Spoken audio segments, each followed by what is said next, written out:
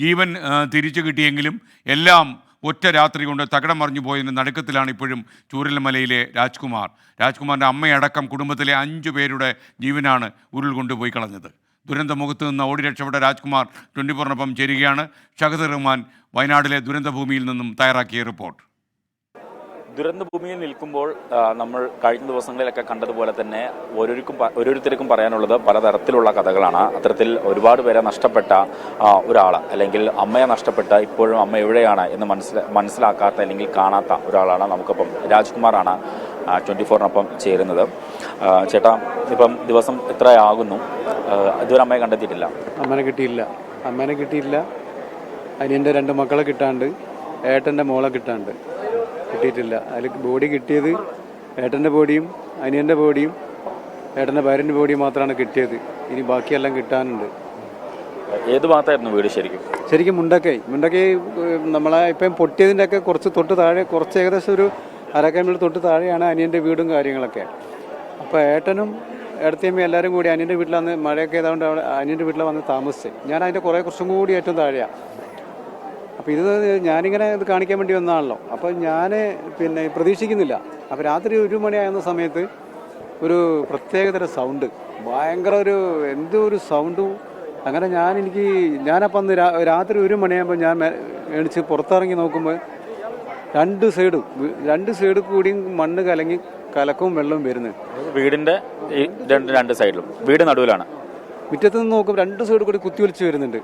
അപ്പം അപ്പം തന്നെ ഞാൻ വൈഫിനെയും മോനെയും വിളിച്ചു പറഞ്ഞേ, സംഭവം പന്തിയല്ല, നിങ്ങൾ എല്ലാം എടുത്ത് പുറത്ത് ചാടിക്കും, നമുക്ക് ഇവിടെ നിൽക്കണ്ട എന്ന് പറഞ്ഞു.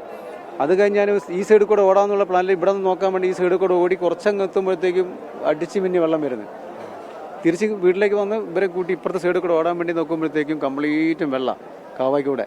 അതിനിപ്പം ഞാൻ എൻ്റെ ചെറിയ മോനുള്ളതുകൊണ്ട് അച്ഛനെ അമ്മേനെ അപ്പുറത്തേക്ക് എടുത്ത് കിടത്തി, വൈഫിനെ എടുത്ത് കിടത്തി. പിന്നെ അവിടെ നിന്ന് അങ്ങോട്ട് ഓടുമായിരുന്നു. ഞാൻ ചൂരമല ബസ് സ്റ്റോപ്പിൻ്റെ അവിടെ എത്തി ഇവരെ നിർത്തി. അവിടെ നിന്ന് നോക്കുമ്പോഴാണ് 2ാമത്തെ പൊട്ട് പൊട്ടുന്നത്. ഈ 2ാമത്തെ പൊട്ട് പൊട്ടുമ്പോൾ എനിക്ക് മനസ്സിലായി ഇനി ബാക്കിയില്ല. അങ്ങനെ അവിടെ നിന്ന് ഒരു ലക്ഷ്യമൊന്നുമില്ല. അച്ഛനെയും അമ്മേനെയും വൈഫിനെയും കൊണ്ട് ഓടുമായിരുന്നു.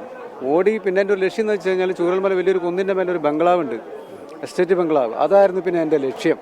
ഇനിയിപ്പോൾ എങ്ങനെ ഏകദേശം പൊട്ടുകയാണെങ്കിൽ ഏകദേശം ആ കുന്നിൻ്റെ എത്താൻ സാധ്യത കുറവെന്നൊരു വിചാരം എനിക്കുണ്ട്. അങ്ങനെ അച്ഛനെ അമ്മേനെയും കൊണ്ട് തേയിലക്കാട്ടിൻ്റെ ഉള്ളിൽ കൂടെ, വഴിയൊന്നുമില്ലല്ലോ, ആ കൂരാകൂരി ഇരുട്ട്, ആ ലക്ഷ്യം അതായിരുന്നു. ആ ലക്ഷ്യം വെച്ചാണ് ഞാൻ അമ്മേനെയും അച്ഛനെയും എൻ്റെ മോനെയും വൈഫിനെയും കൂട്ടി വലിച്ചെടുത്ത് അവിടെ കൊണ്ടുപോയി.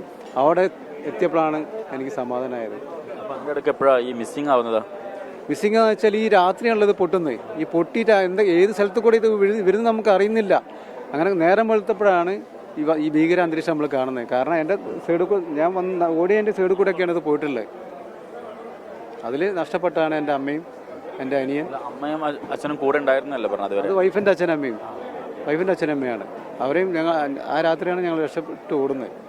അവരിപ്പം ക്യാമ്പിലുണ്ട്. പിന്നെ അച്ഛന് സുഖമില്ലാത്തതുകൊണ്ട് അവർ വീട്ടിലാണ്. ബാക്കി ഞാനും വൈഫും മോനും രക്ഷപ്പെട്ടൊക്കെ ക്യാമ്പിലുണ്ട്. പിന്നീട് മേഖലയിലേക്ക് പോകാനോ ഇപ്പം മാധ്യമങ്ങളിലൊക്കെ കണ്ട അവിടുത്തെ സാഹചര്യം ഒന്നും അങ്ങോട്ട് പോകാൻ പറ്റാത്ത സ്റ്റേജാണ്. എന്തൊക്കെ ബാക്കിയുണ്ടെന്നൊന്നും ഒന്നുമില്ല. സംഭവം അത് സത്യമാണ്. കംപ്ലീറ്റ് മുണ്ടക്കയെന്ന് പറഞ്ഞ സ്ഥലത്തിലുള്ള കംപ്ലീറ്റ് ആളുകളും കംപ്ലീറ്റ് വീടുകളും പോയി.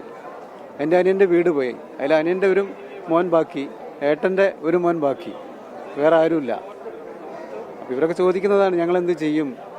അച്ഛനമ്മയും നഷ്ടപ്പെട്ട്, ഏട്ടൻ നഷ്ടപ്പെട്ട്, പെങ്ങളും നഷ്ടപ്പെട്ട്, അമ്മയും നഷ്ടപ്പെട്ട്, അച്ഛനും അമ്മയില്ല. അങ്ങനത്തെ ഒരു അവസ്ഥ. പിന്നെ എൻ്റെ അമ്മ ഇവരൊന്നും ബോഡി കിട്ടിയിട്ടില്ല. ചേട്ടാ ശരിക്കും തിരുവനന്തപുരത്ത് ജോലി ചെയ്യുന്ന ആളാല്ലേ? അതെ. തലേദിവസം വന്നതാണ്. തിരിച്ചു പോകാൻ വേണ്ടിയിട്ട് പിറ്റേ ദിവസം ചൊവ്വാഴ്ച രാവിലെ പോവാം. ടിക്കറ്റൊക്കെ ബുക്ക് ചെയ്തായിരുന്നു. പോകാമെന്ന് വിചാരിച്ചപ്പോൾ ആ തിങ്കളാഴ്ച രാത്രി 1 മണിക്ക് ഇത് പൊട്ടുന്നത്. ഒരു പക്ഷേ ഞാൻ വീട്ടിലില്ലെങ്കിൽ ഇവരെല്ലാവരും പോയിട്ടുണ്ടാവും. ഇപ്പം എത്ര പേരെ ഇനി മൊത്തമായിട്ട് കണ്ടു കിട്ടാനുള്ളത്? കുറേ ചേട്ടൻ്റെ എത്ര പേരെ ഇനി കണ്ടത്? എൻ്റെ അനിയൻ്റെ 2 മക്കളെ, ഏട്ടൻ്റെ മോളെ 3, എൻ്റെ അമ്മ, ഇത്രയാളും 4 പേരെ കിട്ടാണ്ട്. പിന്നെ കുടുംബത്തിലെ കുറേ എണ്ണം തന്നെ കിട്ടാണ്ട്. കുറേ ആൾക്കാർ പോയിട്ടുണ്ട്. ഇത്തരത്തിൽ ഒരുപാട് ജീവിതങ്ങളാണ്. അപ്പം ചേട്ടനെ സംബന്ധിച്ചിടത്തോളം 4 പേരെയാണ് ഇനി കണ്ടു കിട്ടാനുള്ളത്. അത് ഏറ്റവും പ്രധാനം എന്ന് പറയുന്നത് സ്വാഭാവികമായിട്ടും അമ്മയാണ്. അമ്മ ഇതുവരെ കണ്ടു കിട്ടിയിട്ടില്ല എന്നുള്ളതാണ് പറയുന്നത്. മോർച്ചറികളിലും അല്ലാതെയൊക്കെ തെരച്ചിൽ നടത്തുന്നുണ്ട്. ഇവരെല്ലാവരും ഇപ്പോൾ ക്യാമ്പിലാണ് കഴിയുന്നത്. മുഹമ്മദ് അർഷാഖിനൊപ്പം ഷഹദ് റഹ്മാൻ, 24.